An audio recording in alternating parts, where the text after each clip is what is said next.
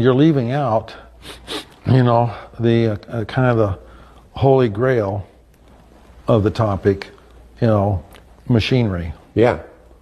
Is there machinery? Is there, that's what the New York Times story, which we'll talk about in a second. New York Times reported that you modified your facility here in order to house some material from somewhere else. Did you ever have it? We never had any. Do you ever see it? You know, do you see things that are photos, or do you see things in person and so forth? So you don't want to talk about stuff in case it happens. Yeah. In the future. Yeah.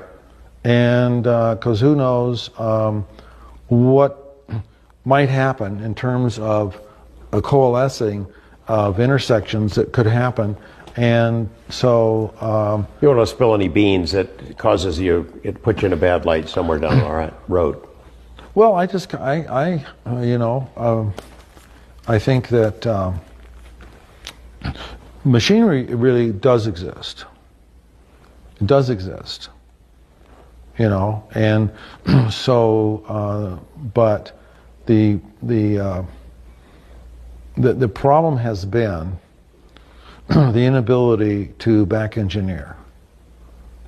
And I kind of think that some things require a weightless environment.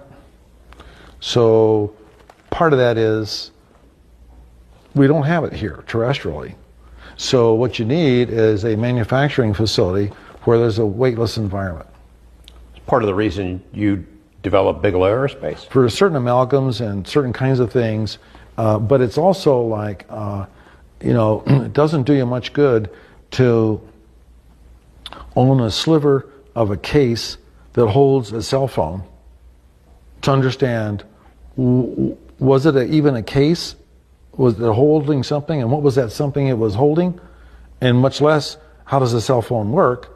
And oh, by the way, it doesn't work at all if you don't have all the communication capabilities that the cell phone needs to communicate with, and all that kind of thing. So it's like it could just domino out into 1,000 different things. So having an answer on a small sliver of something isn't necessarily much, right? So we